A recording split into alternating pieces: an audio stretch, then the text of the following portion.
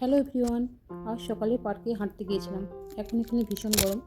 একদম সকালে না বেরোলে পরে আর হাঁটা সম্ভব হয় না।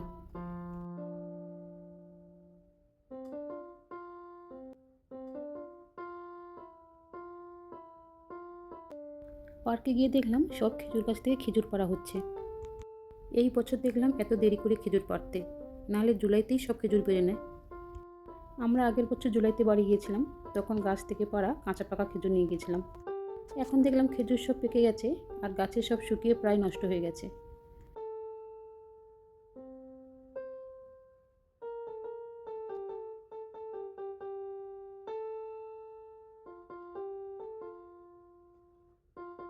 যখন খেজুরগুলো একটু পেকে আসে তখন এইরকম একটা জাল বেঁধে দেওয়া হয়। এখানে অনেক খেজুর পেরেছে, তবে কয়েকটা দেখে মনে হচ্ছে খুব ভালো জাতের খেজুর। গাছ থেকে পেড়ে ওরা ভালো আর খারাপ খেজুর আলাদা আলাদা করে বক্সে ভরে রাখছে, আর যেগুলো নষ্ট হয়ে গেছে সেগুলো ফেলেই দিচ্ছে। তবে খারাপ খেজুরগুলো বেশিরভাগ সময় উটের খাবার হিসেবে ব্যবহার করা হয়।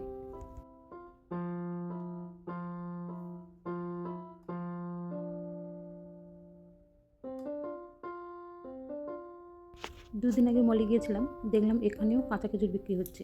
তবে একদম কাঁচা নয়, কাঁচা পাকা। খেতে কিন্তু খুবই ভালো লাগে।